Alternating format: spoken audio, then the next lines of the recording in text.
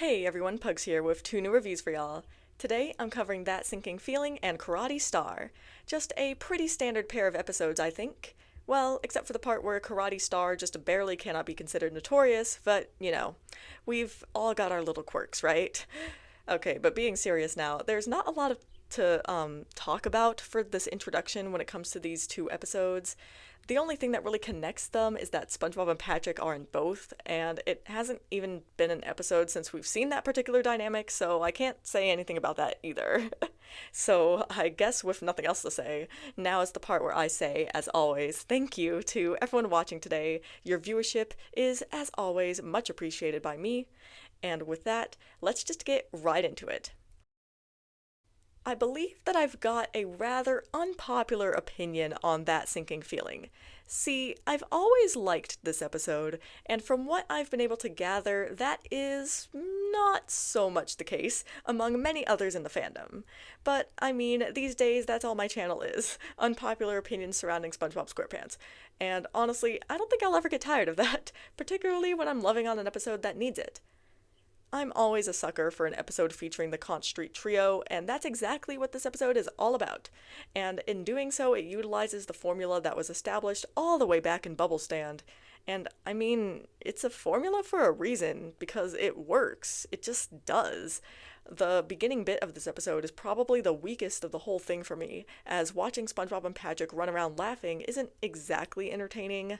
Though it doesn't get me as annoyed as Squidward here, which is the source of a pretty funny meme, the one of him staring out of the window. This is also just a nice shot in general, like with SpongeBob and Patrick shining in the bright light, showing their carefree and happy nature, while Squidward is shrouded in the shadows, presumably with a frown on his face, displaying everything we need to know about these characters visually without a word. I just think that's neat.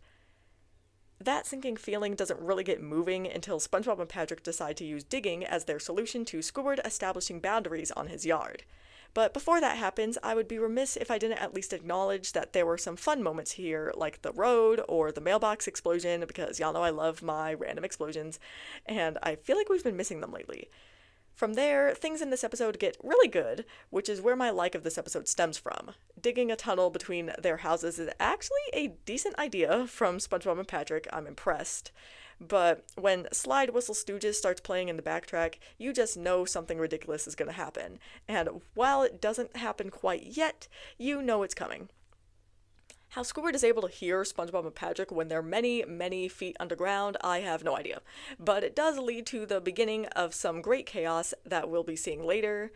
Poor Squidward, he'd love noise-canceling headphones. I love how this part with those bells ringing in the background feels almost like Squidward in Clarinet Land. And, I mean, this makes sense considering that those bells are the same track from that episode, but I'm also referring to the whole Squidward can't see SpongeBob yet he can hear his laughter thing. That was also present in that episode.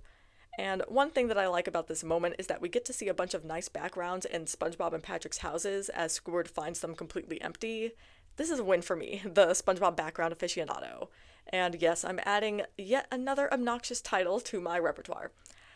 Anyway, speaking of wins, I also get a Gary cameo here, as well as Squidward referring to Gary by name for once, so Gary main character status achieved once more. Absolutely.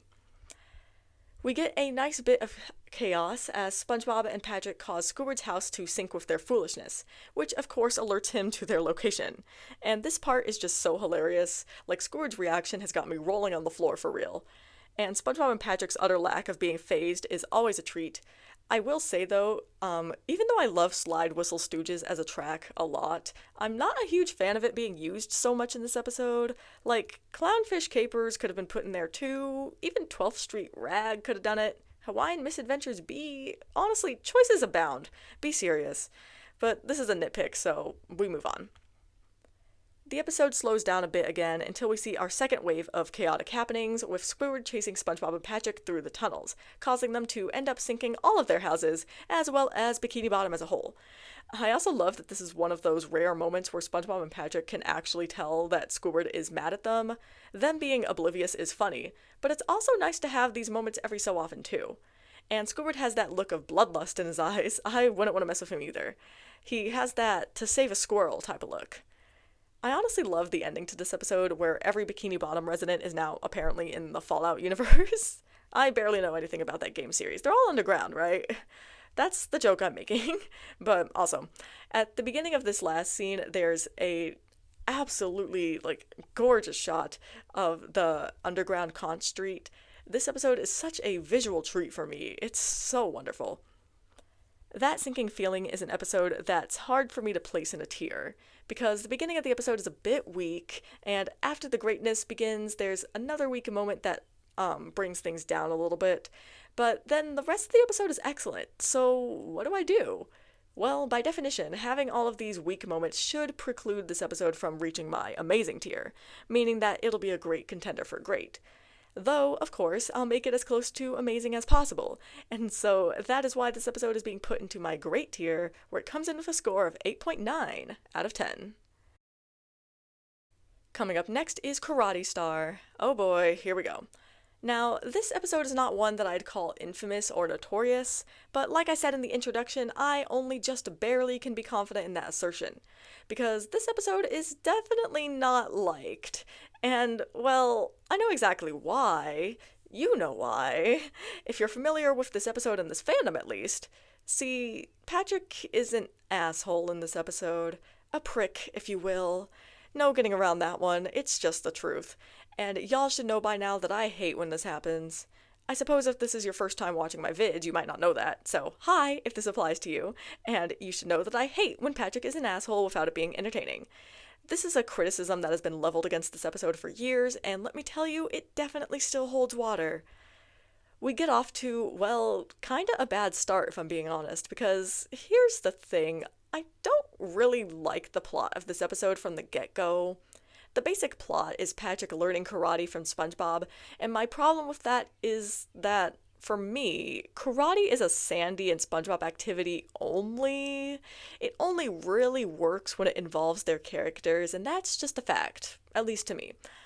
Now yes, it can be interesting when other characters are thrown into the mix, but mostly because it's fun to see them bounce off of Sandy, who is notably absent in this episode, somehow not even mentioned.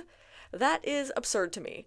I'm doubly irritated because we've already been seeing far too many episodes of Patrick being inserted into plots that he has no business being in, so adding another one to that pile is not exactly high on my list of desires from this show. Well, anyway, at least the beginning of this episode is cute. Getting right into my chronological discussion of the episode now. SpongeBob using his karate skills for the mundane task of chopping up some pineapple is nice, and it also reminds me of karate choppers, which puts a smile on my face. Also, this whole scene is a SpongeBob and Gary moment, so of course I'm gonna love it. I mean, it's me. However, this moment is, of course, ruined by the playing out of a bad joke, and then by SpongeBob laughing for too long, so thanks for that, Karate Star. It then takes very little time, about a minute and a half into the episode, for us to begin seeing Patrick be an asshole. Well, okay, first I should say that it makes us sit through a rather boring and unfunny moment of Patrick not realizing that SpongeBob is choking at first, though this doesn't last too long, thank God. Please, no more of Patrick being oblivious to SpongeBob's needs. After Stuck in the Ringer, I've had more than enough of that for a lifetime. Patrick then punches SpongeBob into a wall, since he doesn't really know that SpongeBob is choking, just that he's not right. This action ends up saving SpongeBob's life, as we will be reminded of in a second, because, yeah, it takes about 30 seconds for Patrick to go from savior to annoying asshat. I'm sorry, but you saving your best friend's life should not be something that you expect recompense for. Like, this is simply a ridiculous plot point, and this first minute or two of the episode should have been rewritten, and maybe then we could have actually included Sandy. But anyway, I understand that this was supposed to be a humorous moment, but it just did not work for me, and instead it made me really irritated. Moving on, SpongeBob teaches Patrick how to do karate. At least we get to see a different move than a simple karate chop for once during this scene, though I don't see how this inverted whirlpool maneuver is a basic move.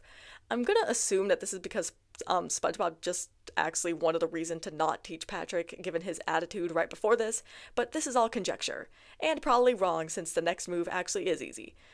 See, I'm nitpicking like this because this actual segment of the episode is a drag, and this is all I can do to entertain myself since the episode isn't doing it for me.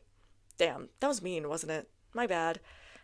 Speaking of not doing it for me, the pacing of this episode is all off. Firstly, I don't know why they only went with 2 moves to decide Patrick is unteachable instead of the far more predictable, and sometimes predictable is good because predictable works, 3 moves. It kind of throws things off, and it makes this teaching portion feel rushed. And it causes us to spend too much time with Patrick being obsessed with karate chopping things, because as it turns out, Patrick has a perfect chop. One thing I do like about this episode is that SpongeBob doesn't get jealous of Patrick or anything like that, because I was definitely concerned once Patrick started chopping things like he was a knife to butter. Instead, the episode has Patrick completely forget about the responsibility part of his agreement with SpongeBob, and here's where my pacing issues pop up again. Instead of Patrick slowly getting more and more irresponsible and chaotic, he goes straight to trying to chop a stroller with a baby in it. Yeah, you heard me. He goes straight to trying to chop a baby in half. Say what now? On one hand, this works because it elicits shocks from the audience, and it subverts expectations of an actual build-up. On the other hand, can we just have some normal pacing, please? Because why on earth is Patrick trying to chop a baby? This joke gets a startled laugh out of me, I must admit. I don't hate it, it's just very out of place for this show, I think. But were there more jokes like this, I wouldn't hate it. Karate Star returns to regular pacing once Patrick starts chopping up everything, and this part of the episode is boring. And guess why? If you guessed that it is because this segment is just Patrick, then you'd be correct. As I've said many times before, Patrick as a character 99% of the time does not work in isolation, and this episode does not convince me to lower that percentage. The bit at the Krusty Krab was probably the best of this whole sequence, but it wasn't great either. Eventually things improve immensely once the lifeguard fish comes in and is perfectly dramatic, just the way I like it. I also loved the return of SpongeBob's unicycle here, and then all of a sudden Patrick's hand has a mind of its own, which is certainly a direction for this episode to go in. I'm not sure I'd call it the best direction, but it is a direction. I think an episode about Patrick simply learning responsibility is fine, no need to add this, and frankly this part of the episode bores me like so much of the rest does. It's not until Patrick finds a Spongo and thinks that it's SpongeBob that the episode begins to actually entertain me again, because this part was pretty funny, especially once we get the double subversion that Patrick did actually get SpongeBob crushed, and I very much appreciate that unlike another episode, Stuck in the Ringer Lashings, yay, Patrick actually regrets his actions very clearly here. I know this should be the bare minimum, but listen, I'd be saying this even if this was season 1. I like wholesome stuff. And this little ending bit with Patrick regrowing his arm and his chopping hand growing a body reminds me of a couple things. Firstly, it reminds me of the end of Spy Buddies. Secondly, it reminds me of this sick, as in good, SpongeBob horror comic from a while back. I think about this comic from time to time. It was such an interesting time, like being there as it uploaded. I linked it in the description if you'd like to read it. I can't tell exactly what Karate Star's biggest issue is. Maybe that it's boring for so much of it. Maybe that the pacing is off. Maybe that Patrick is a jerk for certain parts of it. Well, I don't think it's the last one, actually. But I think it's a combination of the first two. And that should be our answer. This episode is just a strange watch. Like, with the off-pacing and the boring moments, I can't help but think about how much better this episode could have been with a restructured plot. And that's disappointing. And with that little extra sprinkle of asshat Patrick here, I have to put this episode in the mediocre tier, where it comes in with a score of 5.7 out of 10. Even if Patrick does somewhat redeem himself by the end of the episode, at least kind of, there was still too much prick Patrick going around for me to enjoy this episode all that much. As always, I'll be ending this video with some closing thoughts of mine. Well, I'm certainly happy that I put a lot of links in the description again. It feels like the very early days of this channel and these reviews when I do that, because those reviews were much more raw, and therefore lots of random things would come to mind when I, did the reviews. I remember I used to reference the SpongeBob Binge Pants podcast a lot back then, too. I missed that damn podcast. It was so nice. I'm not much of a podcast listener, though I have been listening to a couple lately since they help with my internship. But anyway, I really liked that one since I'm willing to do just about anything for SpongeBob content. Sometimes I wish I could recapture that raw feeling, but I'm not quite sure how. I mean, I write scripts for a reason, and that is so that I can have subtitles. That's why my early videos don't have them, and I ain't going back to that. Nor do I have the time to make subtitles from scratch or edit all the auto-generated ones, which is what I used to do, and that was a pain in the ass. Alright, none of this is related to the reviews at all, but I also don't really have anything to say about these episodes that hasn't already been said either, so I guess that can only mean that I should close the video out here, which I will, and I'll see y'all in the next review.